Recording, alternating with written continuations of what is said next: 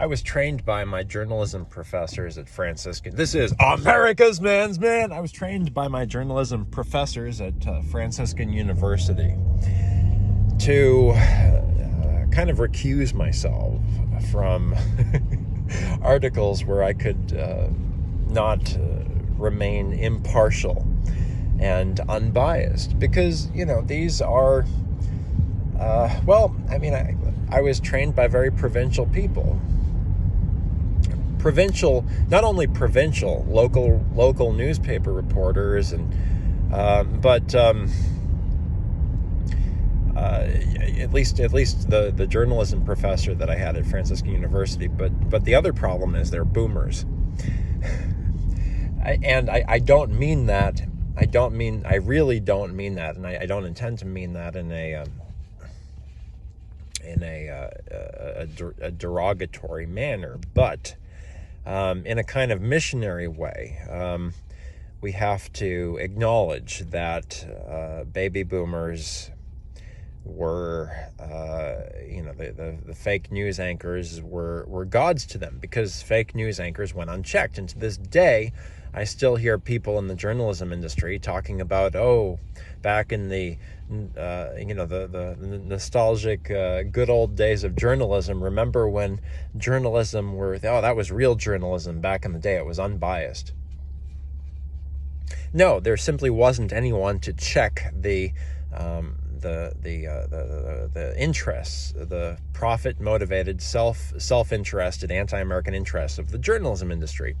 And I do believe that more than anything else, the media has been single-handedly responsible for not single-handedly, but it's been at least a plurality of the negative influencers which have resulted in the dumbing down both the moral and intellectual depravity, the cultural depravity, which unfortunately we millennials find ourselves in now. Look at Broadway and Hollywood. Hollywood is its own problem, but look at the level of intellectual production that we're creating, of any kind of production. I mean, we don't produce anything today. America is a do-nothing society, in large part because America's pastors, the very people who should be urging the manifest destiny of America, they've bought into a media-induced coma. They've allowed themselves to be entranced into a media-induced coma, whereby Jesus Christ, not unlike the Christian rock industry, is something of a Jesus is my baby. It's an instant gratification Jesus, who never did exist and never will exist. But such is the fundamental, if we are to reduce the sum effect of media upon the American person, this is what happens when America watches too much television. And by television, I'm lumping together, really, what I mean by television is I mean the device you're watching this on, and every manner of electronic communication, all the way back to the teletype and telegraph machine, which characterize the evangelization of idiocy, which is the Associated Press cartel and its member organizations. So what does all of this mean? What does all this mean, Peter? Well, it's simply to say that I was trained into this monster of a media machine by professors who were well-meaning but naive, because they themselves, my journalism professors at Franciscan University, were the product of at least a couple generations of national media entrancement, because you have to keep in mind that and again, if all of this may not make sense unless you read, and I had an innate sense of this. I didn't need to read Amusing Ourselves to Death, the book by late NYU professor Neil Postman, but it did shine a good degree of light upon it. Because what media has essentially done is it has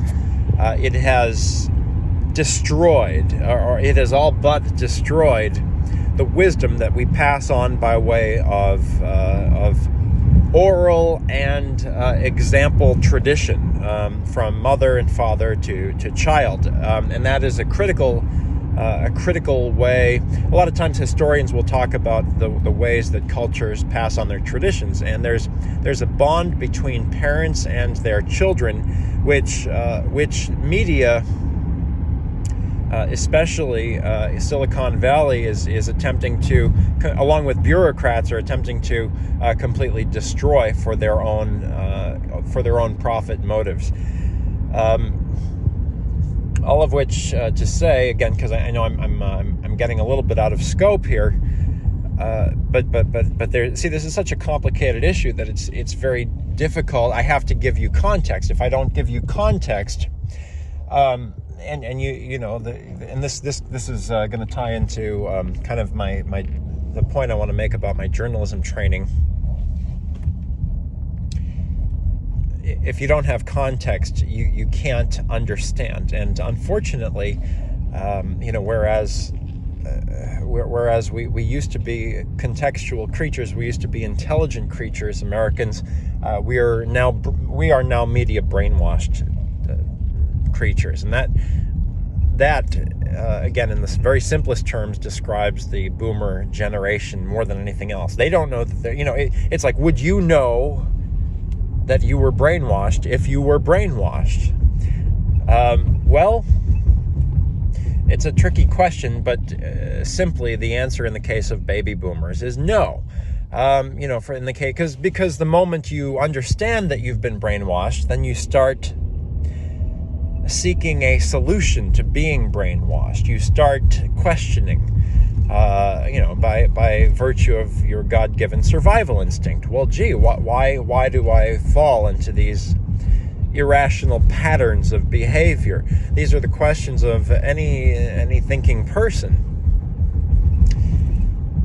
And more than anything, the media has made the promise, as one of the NBC flunkies, said at Boston College, the purpose of journalism is to tell the story of current events in light of history. That's the promise of it, but media never actually does that. In part because the journalists, or whatever they call themselves, are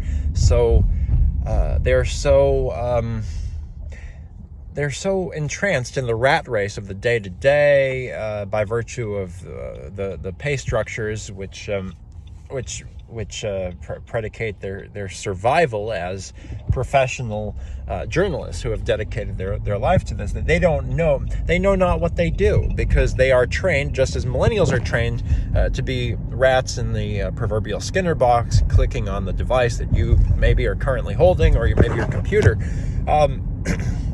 Boomers were taught to accept this without thinking. So when the media implicitly promises to its viewing public that they are conveying truth in light of context, which is history.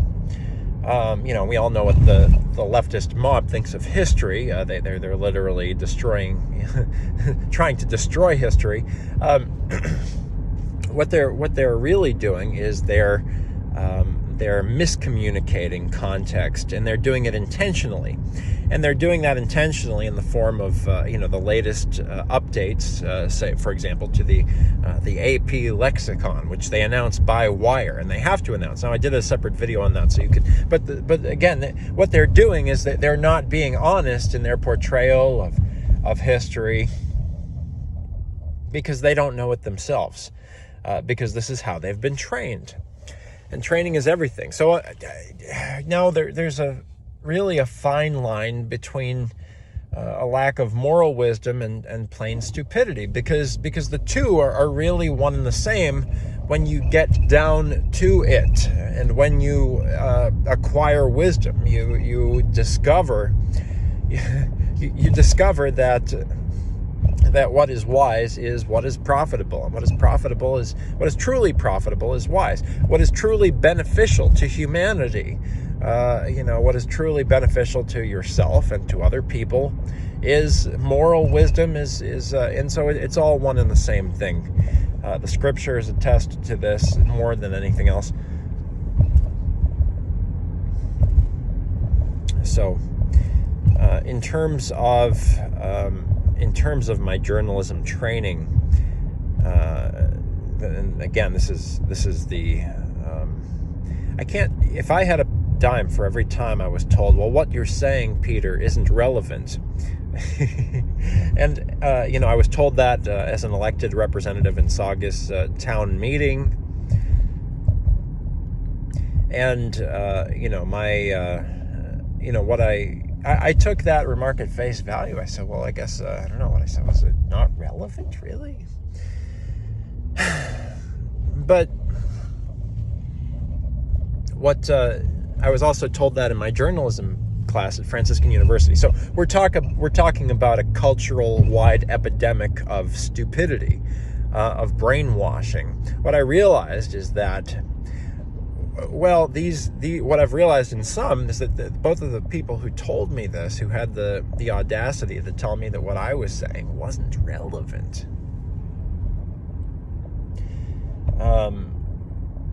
The reason that we weren't seeing eye to eye, myself and my boomer counterparts, be they professors or colleagues in town meeting, was that I had the benefit of seeing a broader cultural context which spans generations.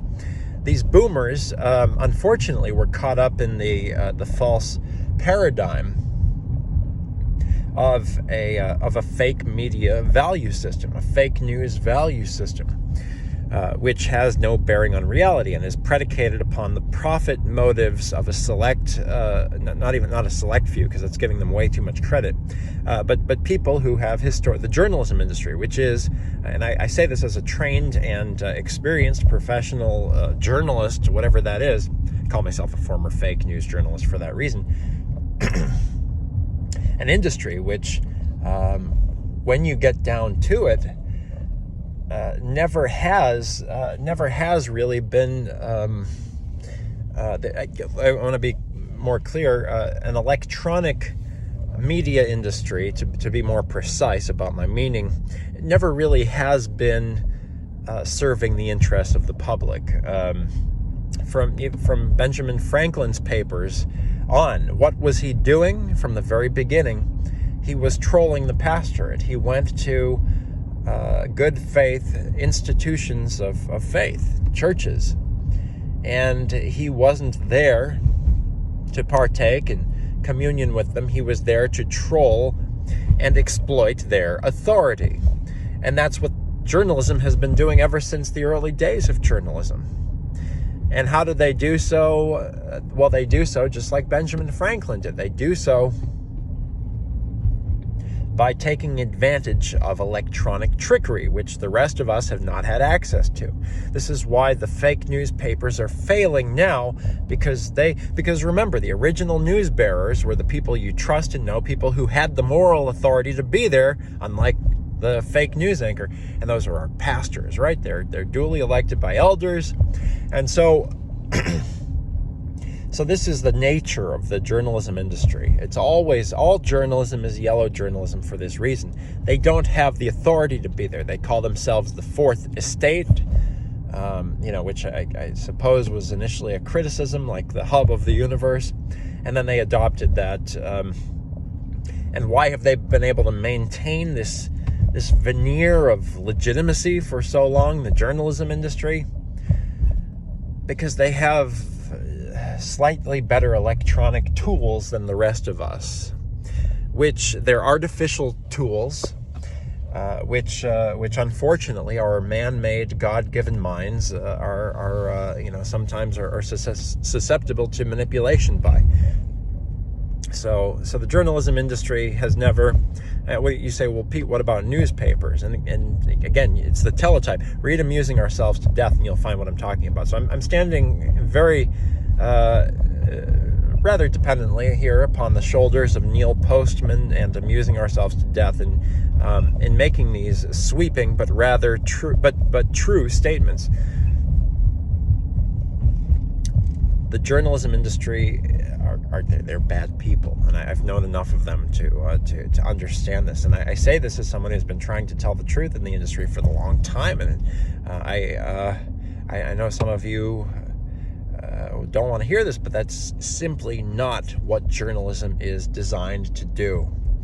The pastorate is a profession, if you will, that is designed to tell the truth. If you'll excuse me for a second, I have to, anyway, Brave New World, right? I kept bringing this up. I'm going to continue this in a second video, but give me just one moment, where there's going to be a part 2 to this, okay?